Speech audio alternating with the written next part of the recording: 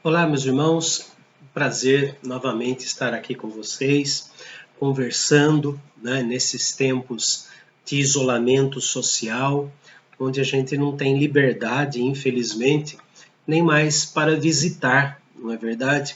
Sentindo falta de conversar pessoalmente com os irmãos, mas diante das atividades que todos nós temos, diante do contato com todas as pessoas, né?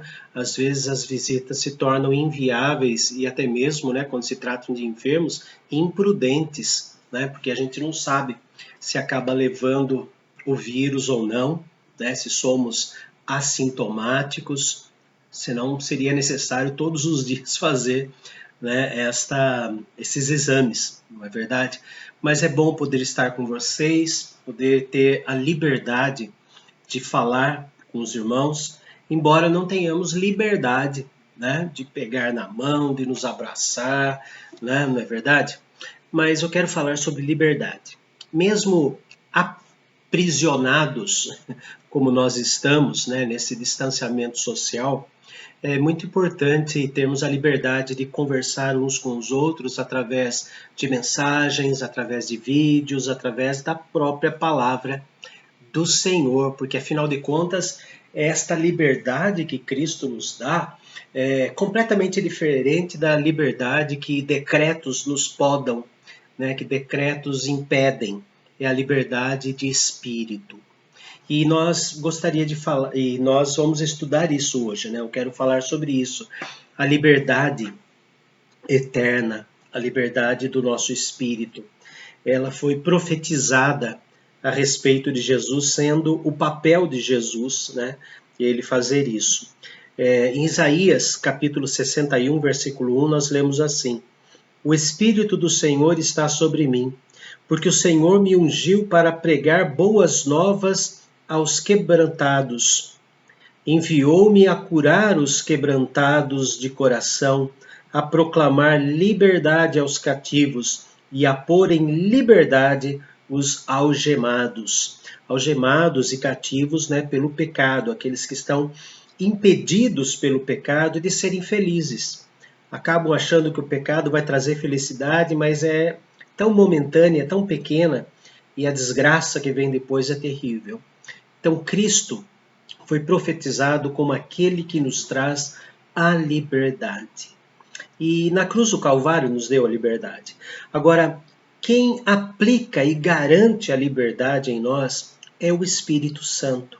Vejamos em Romanos, capítulo 8, versículo 2. Porque a lei do Espírito da vida em Cristo Jesus te livrou da lei do pecado e da morte.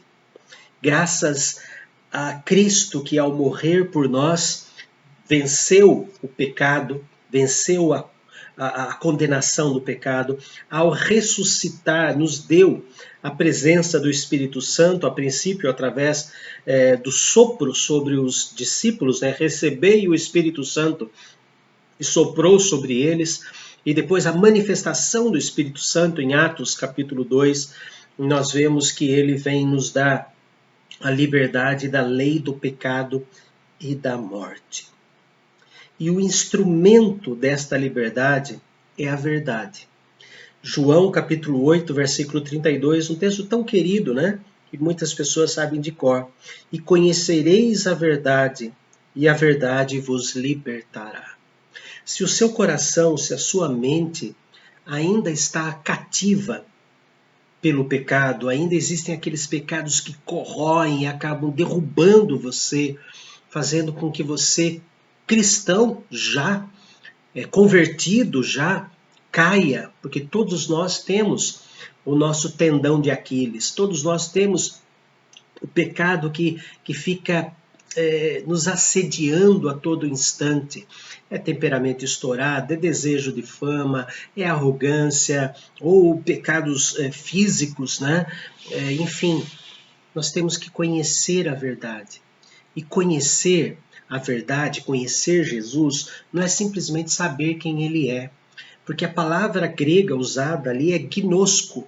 E a palavra conhecer, gnosko, o verbo conhecer, gnosko, quer dizer conviver, ter uma vida em conjunto, é coabitar, é habitar com, é fazer Cristo morar, é saber que Ele está morando a todos os instantes conosco. E quando vier aquela tentação, nada melhor que fechar os olhos e falar: eu não consigo sozinho, me ajude. E conhecereis e convivereis com a verdade vos libertará. Mas também a Bíblia fala que nós devemos a todo instante louvar a Deus pela liberdade que Deus nos dá. O Salmo 116, versículos 16 e 17, fala sobre isso. Senhor, deveras sou teu servo, filho da tua serva. Quebraste as minhas cadeias, ou seja, o Senhor me libertou daquilo que me acorrentava no pecado. Oferecer-te-ei sacrifícios de ações de graças e invocarei o nome do Senhor. A nossa vida agora, queridos, como libertos por Cristo, é louvar a Deus por esta liberdade imensa que Ele nos dá. Louvar a Deus pela alegria da liberdade, estarmos juntos, tanto em vídeos quanto presenciais, daqueles que podem, de forma presencial, participar dos trabalhos da igreja, louvar a Deus pela liberdade da alma. Liberdade da alma. Salmo 119, versículo 45, diz assim: e andarei com largueza, pois me empenho nos teus decretos. Eu andarei em liberdade, com largueza. Eu ando de cabeça erguida. Eu vivo por causa da liberdade que o Senhor Jesus me deu. Porém, contudo, Porém, nós não devemos usar a liberdade de propósito mau. Gálatas, capítulo 5, versículo 13. Porque vós, irmãos, fostes chamados à liberdade. Porém, não useis da liberdade para dar ocasião à carne. Sede antes servos uns dos outros pelo amor. A liberdade espiritual que Deus nos dá, ela não deve ser usada para abusar do próximo, abusar dos nossos irmãos. Pelo contrário, a liberdade que Cristo nos dá liberdade de sermos servos dos nossos irmãos. Nós temos que conhecer bem o que cada um, qual é o papel de cada um na igreja de Cristo. Qual é a função de cada um? Às vezes nós confundimos, mas eu tenho a liberdade, eu sou isso na igreja de Cristo, então você vai ter que engolir isso. Não é assim que funciona. Temos que ter a liberdade de ser servos, porque pela liberdade, para nos dar liberdade, Cristo foi servo. E por último, Tiago, capítulo 1, versículo 25. A liberdade tem lei. Isso, a liberdade tem lei. E diz assim, Tiago, capítulo 1, versículo 5. A religião, Tiago 1, versículo 25. Mas aquele que considera atentamente na lei perfeita, lei da liberdade, e nela persevera, não sendo ouvinte negligente, mas operoso praticante, esse será bem-aventurado no que realizar. Nós já lemos esse texto há poucos dias atrás. A lei perfeita, a lei da liberdade é o Evangelho de Cristo.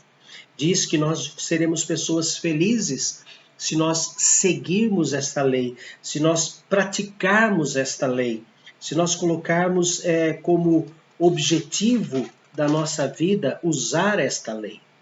E Tiago ainda no capítulo 2, versículo 12 fala assim: falai de tal maneira e de tal maneira procedei, como aqueles que hão de ser julgados pela lei da liberdade. Sim, nós vamos ser julgados pela lei da liberdade. Não o julgamento que vai nos mandar para o inferno, mas o julgamento da nossa consciência. Nós sabemos quando abusamos dos nossos irmãos em Cristo. Nós sabemos quando faltamos com respeito às autoridades em Cristo. Nós sabemos disso e a consciência nos pesa, mas temos que ter a liberdade de reconhecer esse nosso erro e pedir perdão. Temos que ter a liberdade de, reconhecendo esse nosso erro, consertar as coisas quebradas. Liberdade. Vamos usar a liberdade espiritual para a glória do Senhor, para o entrelaçamento maior entre aqueles que fazem parte da família da fé, do corpo de Cristo. Que seja para a glória, para a liberdade, para a honra do nosso amado Senhor. Querido Deus, nós queremos engrandecê-lo, porque o Senhor nos libertou das trevas, nos levando para o reino da tua luz. Queremos engrandecer-te, Senhor, porque através do Espírito Santo nós compreendemos que Jesus é a verdade. Por isso nós pedimos, nos ajude a conhecer a verdade que nos liberta, a conviver com a liberdade que nos liberta. Nos impeça, Senhor, de usar a liberdade de modo abusivo, mas que usemos a liberdade para o aumento da adoração e para o aumento da nossa comunhão uns com os outros. Que seja para a tua glória, Senhor, e para a tua honra, a liberdade que o Senhor nos deu. Por Cristo Jesus. Amém. Grande abraço a todos, livres, eternamente livres, por Cristo Jesus.